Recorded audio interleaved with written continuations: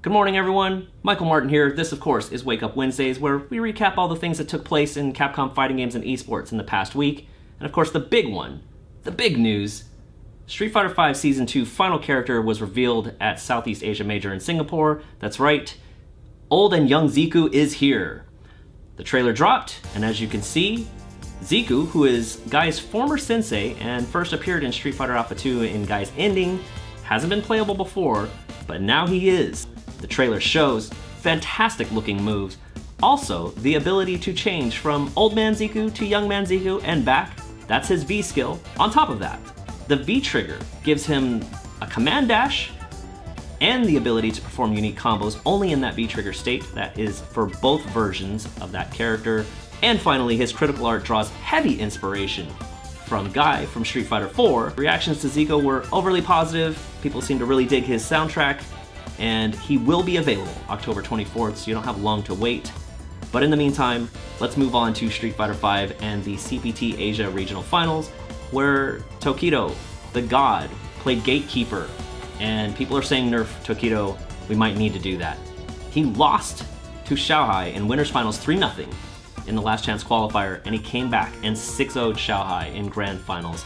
On top of that, he put himself in the last spot in the Asia Regional Final, and he looked fantastic going through that bracket. Had a close call against Oil King. He actually beat Oil King 3-1 in Winners Finals, and then ended up beating him 3-2 in Grand Finals. Oil King, fantastic Rashid player, unfortunately just wasn't able to pull it out against arguably the best player in Street Fighter V right now, of course the EVO champion Tokido. He gatekeeps Capcom Cup because there will not be any previously unqualified players making it in. He takes the lion's share of the points and that prize money.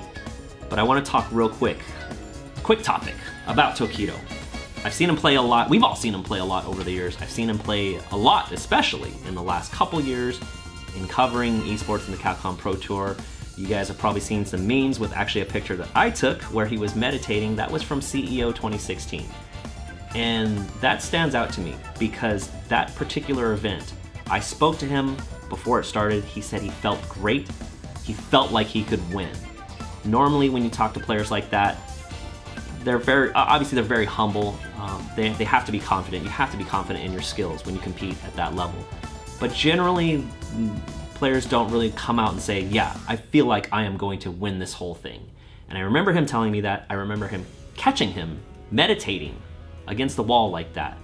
And since then, we've seen him just dominate the competition this year with Akuma. He's doing things that not a lot of players can do. He of course won EVO. He took down Punk, who very few people have been able to do that.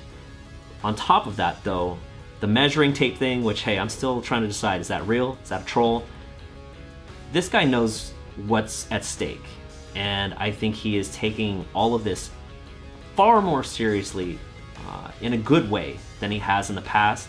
And his mental health, his physical health is important. His physical health's always been important. That guy's always been in shape. But the balance between those things is important to him. And I think we're finally starting to see some of that pay off in how he plays.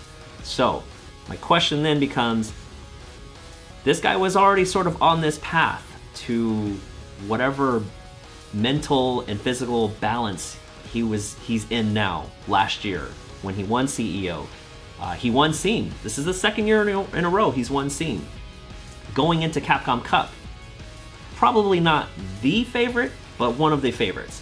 And he goes in there and he's one of the top players that goes 0-2 at Capcom Cup last year. And I'm wondering, will that haunt him? Has he gotten past that in the sense that, yeah, player at his level, you have to forget those games. But right now, he's in a situation where he goes into Capcom Cup 2017. It is fairly likely right now he could play another Vega player. If things were to end today, he could play another Vega player in Xiaobao at Capcom Cup this year. We still don't know how some of that will shake out because there's still some things that could happen. But can he shake that 0-2 and can he win it all? Will he be the man to take EVO and Capcom Cup and be the undisputed Street Fighter V champion? We'll know soon enough. But for now, we get to keep an eye on him and what else is taking place on the Capcom Pro Tour. We've got a few tournaments to go still. Canada Cup It's taking place October 26th through 29th. There's still, of course, the Latin America Regional Finals, November 2nd through 4th, and the North American Regional Finals, Red Bull Battlegrounds, November 18th through 19th. All premier events, and then, of course, Capcom Cup itself. So looking forward to see what Tokido and the rest of this field can do. Can NuckleDu repeat as champion?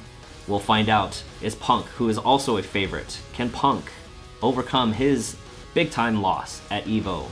Can he learn from that and take the big one at Capcom Cup?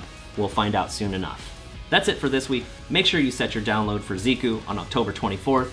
As usual, you can follow me at Bizarro_Mike, 1Z2Rs.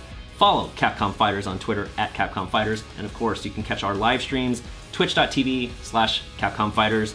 We'll see you next week.